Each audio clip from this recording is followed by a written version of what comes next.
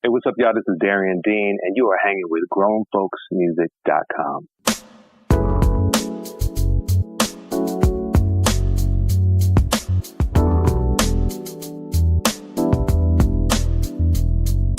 What's up, grown folks, grown nation, grown? Welcome back to the Grown Folks Music Podcast. It's your girl, Kimberly Kennedy Charles, better known to the grown folks as DJKKC. And tonight we have a special guest with us. Darien Dean is a singer-songwriter, actor, and if you don't know him, then I'm glad you've tuned into our podcast because we're going to try to talk to him and get to know all we can about him. And for my grown females, you might want to go over to YouTube and check out the visuals.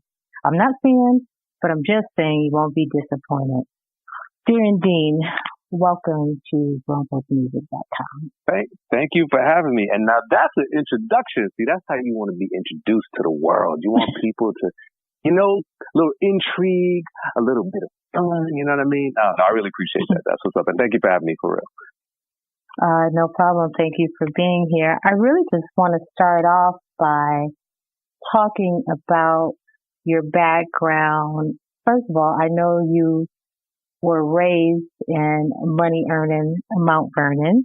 And I must say that there must be something in the water in Mount Vernon in terms of, I'm just saying, talent and good looks being given out up there. What's going on?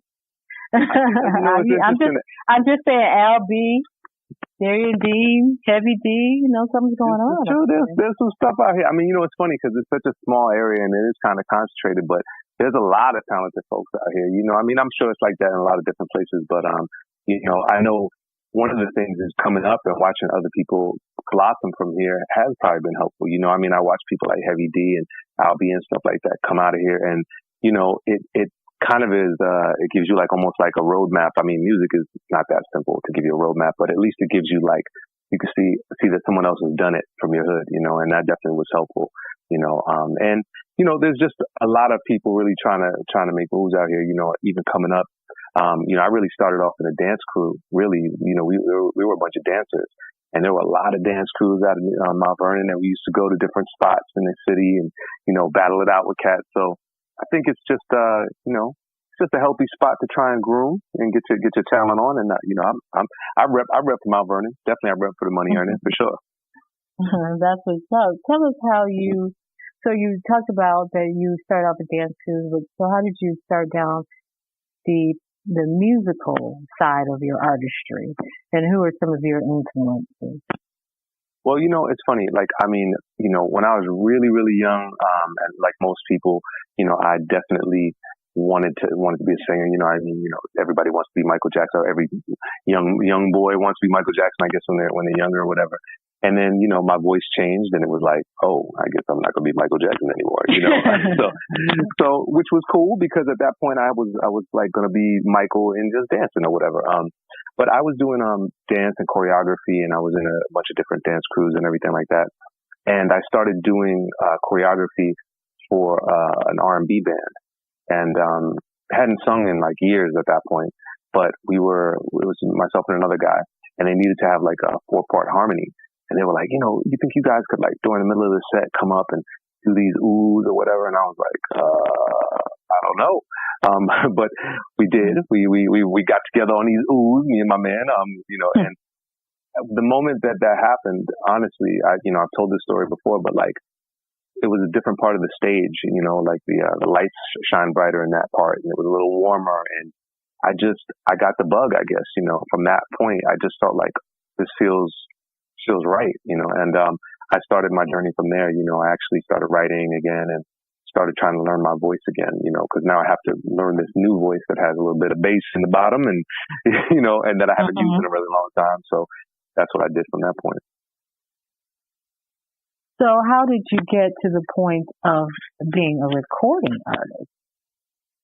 Well, I would have to say part of it is, being a little bit broke. So, here's the thing. Back in the day, definitely there wasn't as many home studios and things like that. So really, we would go into, I joined a group and we would go in and spend money, to try and do recordings or whatever. It wasn't cheap at all. And right at that time, on the cusp of different things, home studio recording started to happen with computers and whatnot. And I was like a crazy geek. Like I still am really. I'm still really deep into like technology and things like that. And I just kind of like locked myself in a space for a while and taught myself the art of engineering, like learning the layering and things like that. And I had already been studying songwriting inadvertently just by the artists I listened to. You mentioned earlier who were some of my influences. Artists like Stevie Wonder, Donny Hathaway, and Bob Marley, Roberta Flack, like all these different artists, and of course Michael, as I mentioned, which I kind of refer to as like the R&B starter kit. These are like the foundations. Right. You can't really start off until you like kind of get like the basics. And I had been studying them, I guess, inadvertently for such a long time that when it came time to write and record my own stuff, I kind of already knew the kind of lens I wanted to speak through. A lot of those artists are obviously incredible songwriters and vocalists, but they speak to a lot of the truths that are going on in humanity. It's a little bit of a different time in music right now, but that time they spoke about all kinds of things. It wasn't just love songs. It was songs about, war and freedom and different things like that. So really early on, I found that those messages resonated with me, and that's what I wanted to talk about. But of course, through my own lens and through my own tools, and that's kind of like the path that I took. Okay, well, let's get into it. We've got a new album, the EP, is it? Yes, and Departures. So I kind of want to talk about a few of the tracks, and you can kind of go further with that.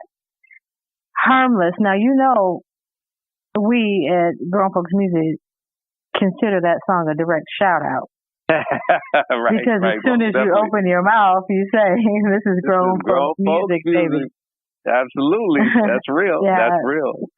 So we consider that, just our personal, our shout out. Yes, indeed. Absolutely. Mm-hmm. But you've got a collabo, and this Avery Sunshine has been on fire, right? Like she's got a few duets this year. Eric Roberson, Will Downing, and Darien Dean. So how did you get Avery on the project? Well, I had another collaboration with another amazing artist, another amazing female artist, Angela Johnson. And we had a song called All of Me that was actually did really well, and we've been touring it. I had toured with her in DC area and even to Japan, things like that. And we had a show in Jersey one night, and Avery was on the bill as well. And I hadn't met Avery before, but I'd heard a couple of her tunes. And she had such a dynamic show. Like, she's such an amazing showman. Or, just the way she commands the crowd, and it's just really amazing. And on top of that, even beyond that, her spirit is just, just as a person, she's a really genuine person, on and off stage, same person. So we met off stage, and I was like, I love what you do, and we just kind of vibed, and it was cool like that. Dana and I also vibed, her partner Dana, and husband at this point, but at that time partner, exactly at that time partner. And, we just kind of kept in contact. I got their connections and just kind of just loosely stayed in contact. But when I started writing songs for Departures, I had this song, Someone Is You, and I wrote it, and I really had, as I was writing it, I was trying to think of the voice that could work, because as I started to write it, I said, man, this would be so much more effective if it was a duet. And her voice just came to my mind, and I was like, at this point, she had really been very busy and active. And I was thinking, man, it's going to be really difficult to get her, because she's really just all over the place. But I wrote it with her in mind anyway, just like, one of those things, like I put it out into the universe. This track's right. Sunshine, she's going to be on it. And when I finished it, felt like it was a really strong song. So I pitched it to them, and she got back to me like really quickly that she really loved the song. And it took a little bit longer to get it done because, obviously she was traveling. But when she sent it back, I mean, because we weren't able to be in the same space, unfortunately, to record that song. So it was more of those collaborative things or online and whatnot. But when she sent it back, she had put the special sauce on it, and I was like, it took the song up so many more notches. So definitely very grateful to have her on the record. And, shout out to Avery Sunshine and all that she's doing. And Dana as well. They're doing some amazing stuff. Great music. The next song I want to ask you about that I really like is Pieces / the One More piece. Excuse me, part of it. It's got some deep stuff and some real talk in those lyrics. Where does that song come from? Well, see, that's exactly what I was talking about in regards to like the songwriters that I really connect with. There was a point, obviously, Departures, which is part one of a trilogy, is I've been writing this record for a little bit of time. I've been really taking a lot of time to hone my craft and really to just live. I took some time off my last record and some other things I was doing just so I could become a better songwriter and a better artist. And there was a time when the unemployment numbers were really crazy. And I was just thinking about like how difficult it is for people to get a job and things like that. And, how we all need a little bit of help, from time to time. And, we're not really connected as such right now. We have a very funny society right now. It's really very narcissistic, and it has the illusion of there being like this community. When you think of things like Facebook and all that, people talking about, I got 4,000 friends. No, you actually don't have 4,000 friends. But, I was saying to myself, there's a time when, everybody needs a hand. Even people that seem to be well off, they need a bit of a hand. And Pieces kind of speaks to that. It speaks to we all are really pieces of the same puzzle. And without all of us connected, we don't really make that picture. You know what I mean? So that's really where that was coming from. That was the angle on Pieces. And shout out to Herb Middleton, who produced that, who is also like an amazing person that I got to link with. He's produced stuff for Usher, Mary J. Blige, exactly, and so he and I have actually produced a couple of songs on my trilogy, some things coming up, and we have a knack for the process that we've had every time has been, we talk for about 3 hours about life. We've talked about everything from spirituality to, the state of music today, to the state of the youth, to everything. And we'll just vibe. And then he'll send me a track, not really, this is just, they're separate moments, where he sends me music or whatever. And invariably, our songs are always about something that's at least another layer or two deeper than just a regular, like a love song or a ballad or something like that. The approach is always, I think it has to do a lot with our process, the way we talk, which I really appreciate. I'm glad you mentioned love song and ballad because I got to admit to you, I was waiting for you to slow it all the way down and break it all the way down. So now you've mentioned a trilogy. Is that coming? What can you tell us about the trilogy? I was waiting for the definitive slow jam or quiet storm jam, whatever you want to name it. I kind of was waiting for the love song. Well, that's exactly right. Talking about Pieces, Detours is really just one piece of a whole. The entire project is called Notes from the Journey, but part 2 is called Detours, and part 3 is called Destinations. So it's Departures, Detours, and Destinations. And basically, what this is going to look like, what this project looks like in its entirety is, Departures is kind of like what it states, which is like, when you go to the airport, it's a familiar setting. You're still in, like, for myself, I'm in New York. If I go to an airport in New York, I know where I am, but I know I'm about to go somewhere new. So I wanted listeners to kind of get a vibe off who I am and what it is that they might know me to do, with a little bit of spice on it, a little different things, but the foundation of it being very similar to just what they know of me. Now, Detours, on the other hand, goes in a lot of different directions. We're going to go in a lot of different directions. I've got all kinds of elements on here, talk box stuff and a couple of features and just everything. It's, I didn't want to like limit myself to a particular style, but I did want to put it in a way that people could digest it a little bit easier. I think if it was on the same record as Departures, it might be a little bit confusing for some listeners. And, that really it's a concept record. Detours is how that works. But within the realm of Detours and Destinations, you will find some ballads. You're going to find some big band records. I got some stuff. I got some treats for the listeners coming up, and I'm really excited about releasing those records as well. Detours will probably be we're a little ways out, but all the music is recorded. This isn't going to be like one of those you got to wait kind of stuff. I'm just really trying to bring every entree out, let people digest it a little bit, and then we bring the next course. That's a good analogy. Mm-hmm. I hear a comfortable confidence in your music and your delivery. You seem very comfortable with the music you make. Sometimes you hear artists and either it's a big departure from what you're used to from them, or B, so it sounds forced, or sometimes you can just even hear that they don't like the record that they're singing, or they're not comfortable with the record that they're singing. He or she is singing. I hear a comfort level just in your delivery. It's really hard for me to put in words, but when I was listening to it, I just said he seems very comfortable with who he is as an artist and what this music sounds like. I don't hear anything forced, but I'm saying all that to ask you, has anyone ever suggested to you, or do you ever feel any pressure? Has there ever just been a slight inkling to switch styles or to cater to a certain audience? Is there ever been any of that? No, that's a good question. On the first tip of it, I just want to say, I only write and record the things I believe in, so as a songwriter, I used to tell people, and I still say from time to time, I'm like, some people are singer-songwriters. I'm more like a songwriter-singer. Like, for me, the words are extremely important. I still believe in the art of songwriting. I still believe in the art of storytelling. So do I. So without that, I can't tell you a story that I don't believe. And it's the same thing with a song. I'm not going to sing you a song that I don't believe.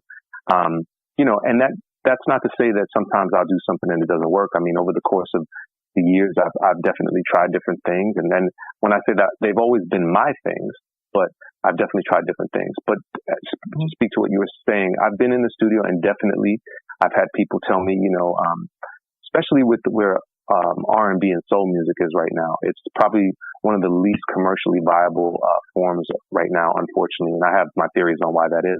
But the reality of it is it's not really played on major radio. It's not really, being covered, which is why I love what you guys do, because you do bring it to people that want to hear it. But I have sat in the studio with people and they've told me to try and do different things, but I don't believe a lot of the music I hear on the radio. So I'm not going to be doing that kind of stuff. And I still, for me, and this is not any shade on anybody that's doing what they're doing today, but a lot of the songs that I hear on the radio, while they might be like pleasing to the ear, I don't remember them once they play. So I never remember the song. Like, once it's done, it has not left a mark on me as such that I want to repeat it. There's nothing in it that left me thinking, hey, giving me a good thought. And not for everything, but a lot of the current music.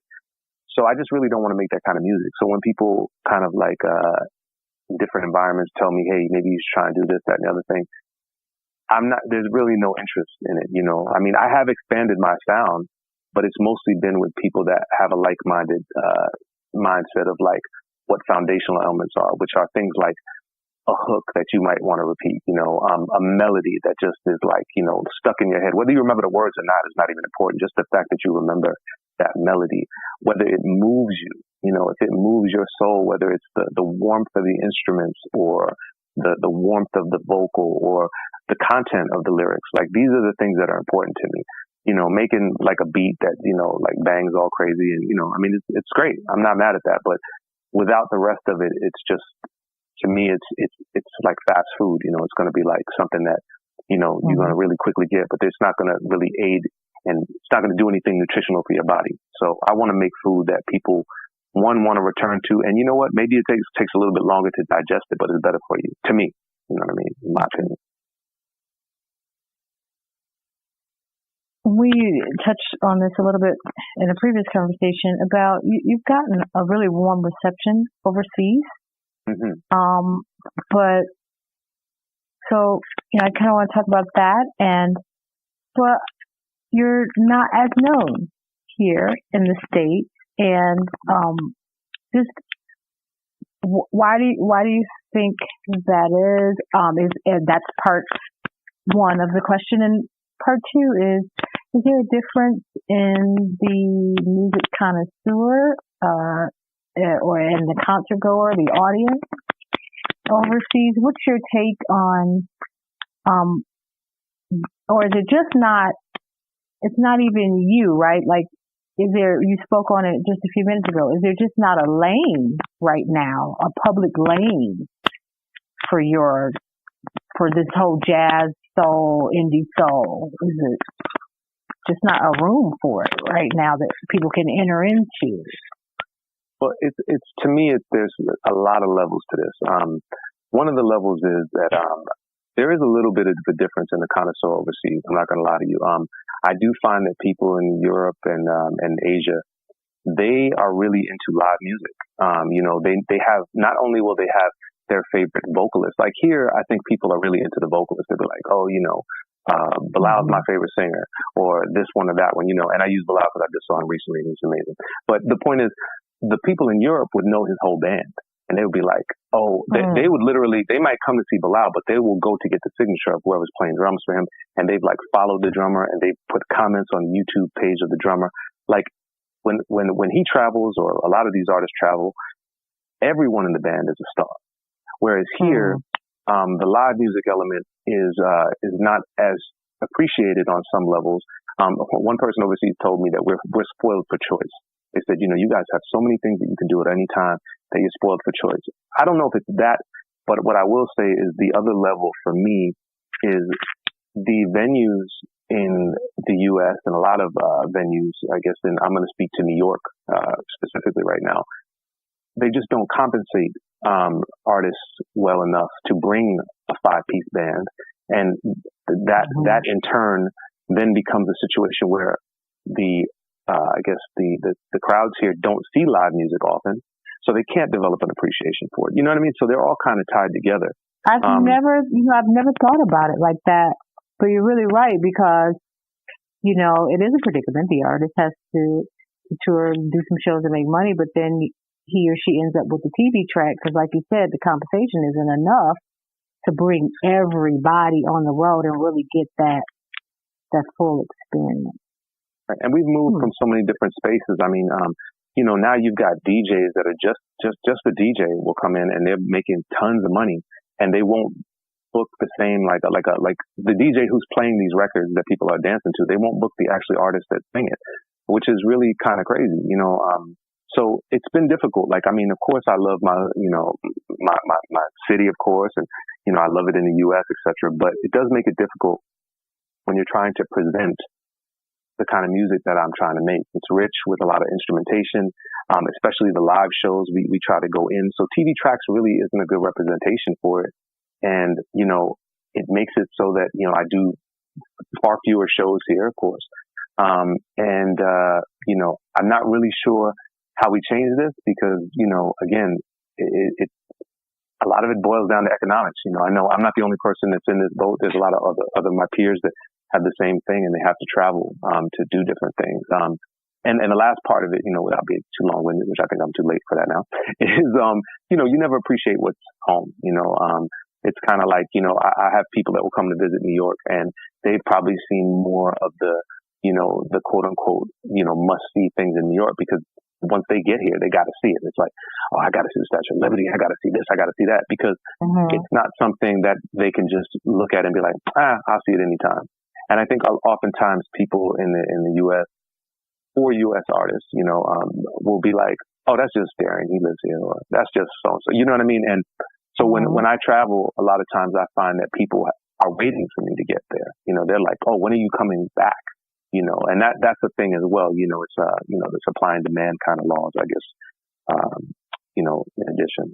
So yeah, a lot of elements, but hopefully there will be some solutions soon enough, because we have a lot of really incredible musicians that if you were able to see their actual live show, I think you'd be bowled over. Not you personally, but just the crowds and people that follow soul music.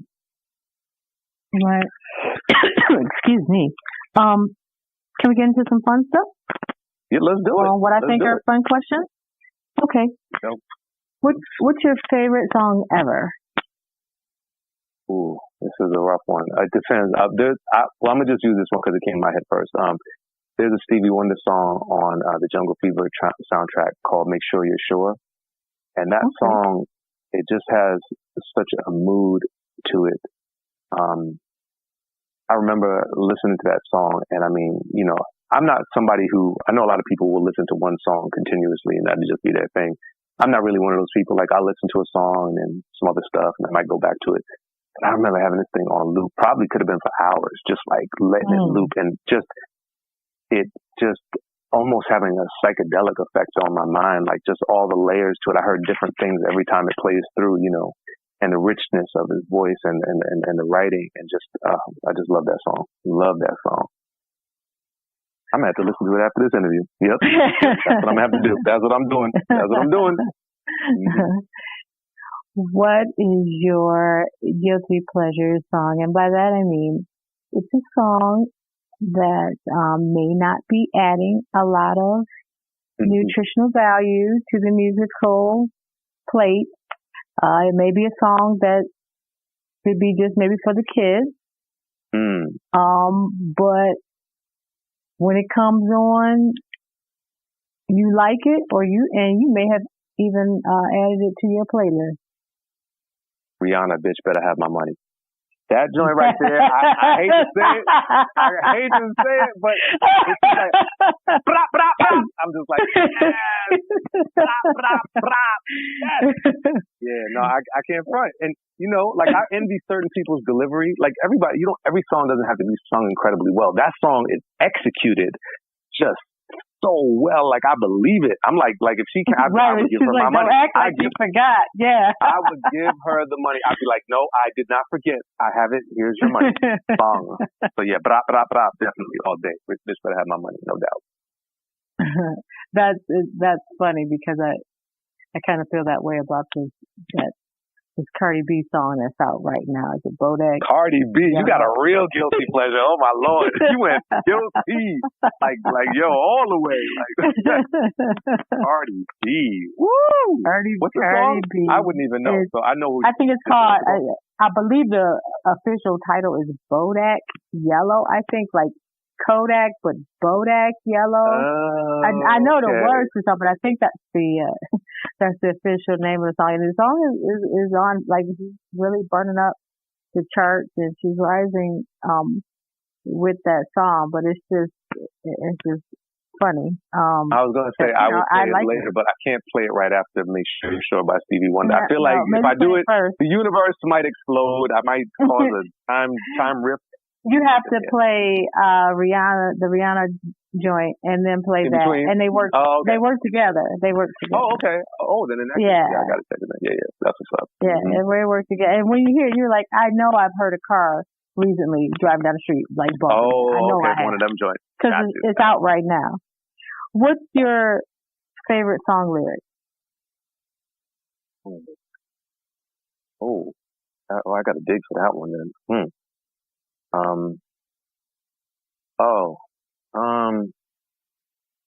There's a song lyric there's a song, it's sung by, oh my gosh, what is his name? He was actually Stevie's protege. It's in Do the Right Thing. Oh man, I'm not going to be able to get this joint. She's like, it ain't your favorite if you don't remember it. No, it is though, but it's like, you know, butterflies. Sing it. If you sing it, you remember it. But both of the verses sound exactly the same, but it's the one line that I love. I think it's butterflies begin as if they have no reason. Is that right? That's wrong. That's so wrong. Go listen to not you, but everybody who's listening.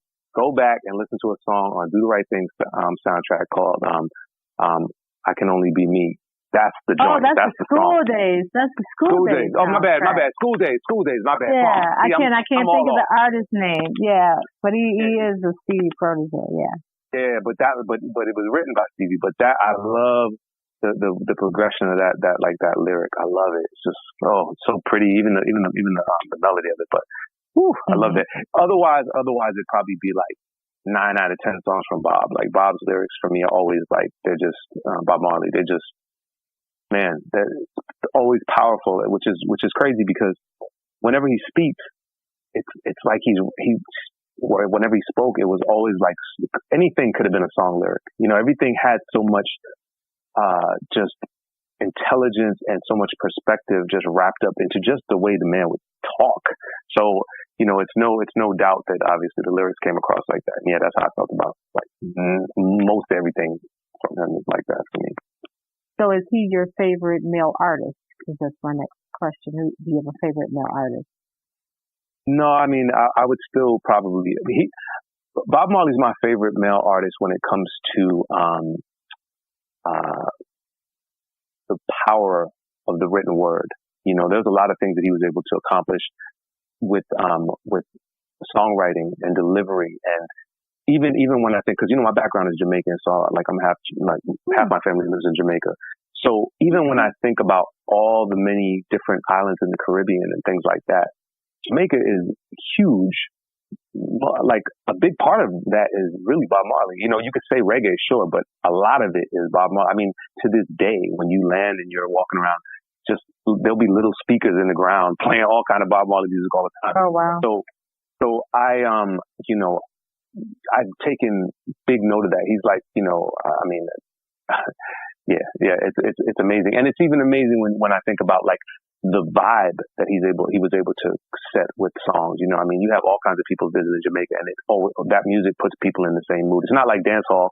Dancehall is cool. I love dancehall, but it does not do for the soul what like roots rock and Bob did. But if I was going to talk about artists that are more in tune with, I guess, my songwriting style and things like that, it would definitely be Stevie, and that's mostly been because he's also done a lot of things that to affect change with lyrics. But he's just had so many different approaches, and he uses his voice in he's a master. He's a master at it, so yeah. And again, so many people have kind of like tried to walk in his shoes in a way, I mean, most male vocalists, I think, tenors at least, most of them definitely come from that standpoint, and as a musician as well. So he's my favorite artist in that regard for sure. Who's your favorite female artist? Favorite female artist? It's kind of rough because like I would have went back on it, but there was a time. I rhyme and I sing as well. So I remember when Lauryn Hill's album came out, It's Education, and what I was doing at the time, I was in a hip hop group, but we did a lot of singing, more like it was like the Fugees kind of like and this was when I was first learning how to do engineering, and I was doing a lot more harmonies and really learning my craft in a hip hop group, not so much an R&B group. And when I heard Lauren's album, I was like, this is the exact album I want to make. This is it, like line for line, like word for word. I want powerful lyrics.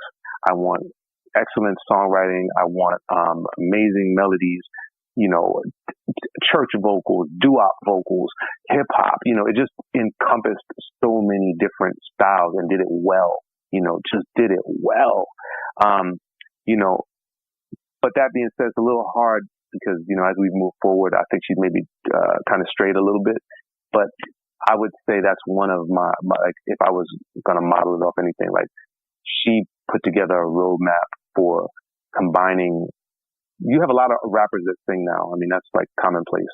But this was somebody who was equally adept at rhyming, singing, all of it. Like she was pretty much the best female MC and the best singer at the same time, so yeah, I have to give Lauren props on that. I gotta give her the nod.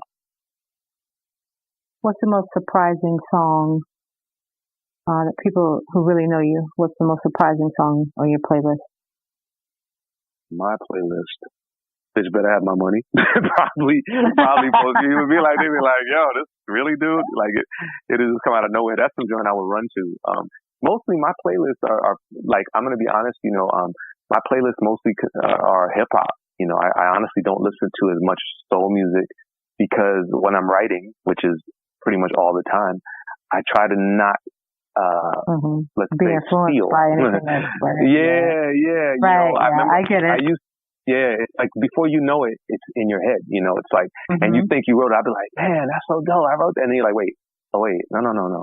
So, I listen to a lot of hip hop because basically, not so much of the current, but some of the stuff that I listen to, the songwriting is amazing. Like these guys are telling stories that are fantastic. Oftentimes much better than soul music, and they're covering a lot more ground as far as topics. The hip hop I listen to, not the little nonsense I hear on the radio. So my playlist is mostly just hip hop, and anybody that listens to it is going to be probably pretty consistent. It's not going to be little so and so of today, whoever it is that's little so and so. It's going to be like some slightly conscious cats like, you know, Kendrick or Cole or somebody like that. You know, that's it. Or the Roots. What's your definition of grown folks music? I think grown folks music is kind of like some of the stuff I'm saying. It's like you have to have a bit of discernment, you know, and it needs to kind of stick to you. It needs to be, doesn't have to be like, you know, look, profanity doesn't make grown folks music. That's not really what that's about. It's more about a certain maturity based on, having experience, you know, and that experience coming through in the song, you know, something where you walk away and you're like, oh, this artist lived a little bit, and they even lived in a space that I live in, or they live in a space I want to live in. But either way, you walk away with a bit of a jewel and a gem. You know, for me, that's really what encompasses grown folks music. That's why in that song, Harmless, I started off like that, because I'm trying to give, it was actually a song written about a woman that I had dealt with a while ago who really thought that love always had to hurt. You know, she was just like, you know, this is why I don't do this, and because, you know, nobody can be trusted, and, you know, just really had been through a lot. And I was writing this song basically to say, like, you know, look, love can be harmless. You know, there is a space and there is a person that can make that be. Mm-hmm. And I think you only find that when you've been in love and been hurt a couple of times, and also then see the person that, okay, this person is actually not toxic. You know, I can deal with this. So anyway, that's why that song starts like that, because I was really trying to get somebody's attention and be like, listen, Linda, this is grown folks music. We got to do this. So now this is the time when you get to shout it out. And what that means, Darien, is that you get to tell us all things Darien Dean. Meaning you get to tell us the name of the album again, who you are, and where we can get at you, all of your social media platforms, your website, perhaps where you're going to be in the near future performing. And just tell us all things Darien Dean. Go. Yes, y'all. So this is Darien Dean, and you can check out my new record, Departures. It's on iTunes, CD Baby, Amazon, all that. But the best way to get in contact with me is to hit up my website, DarienDeanMusic.com. It's got links to my Instagram. It's got links to my Facebook. It's got links to the record. It's got some information about where I've been. It's got information about where I'm going to be. And definitely, if you're on social media platforms like Facebook or Twitter or Instagram, hit me up directly. Send me a message. That's me. I don't have like an entourage of people answering my messages. It is me. If you get a message back, which you will, it will be from me. And we can start up a conversation, because I always want to know how people found out about the music, what kind of music you're listening to. You know, we might have a conversation that might turn into a new song. Who knows? But definitely hit me up. Once again, that's DarienDeanMusic.com. Departures is the first record of 3. Detours and Destinations are on the way, and the Notes from the Journey trilogy. That's what's up. Grown, we're going to go ahead and say you're welcome in advance for putting you up on game on this young man and his music. Like I said, if you at the beginning of the podcast, if you don't know him, do yourself a favor and go and check this young man out and his artistry out. And I'm sorry, can I just shout one more thing? I'm sorry. I meant to say also, don't hesitate to check out my first record, which Grown Folks Music has really done a lot of love and give me a lot of love, which is called If These Walls Could Talk. I'm still very proud of that record, and that's the kind of music that I like to write. Grown Folks Music also seems to have a habit of sticking around for a while, and this record has had really long legs. So definitely check out If These Walls Could Talk as well. So y'all know what it is. DJKKC, Darien Dean, GrownFolksMusic.com.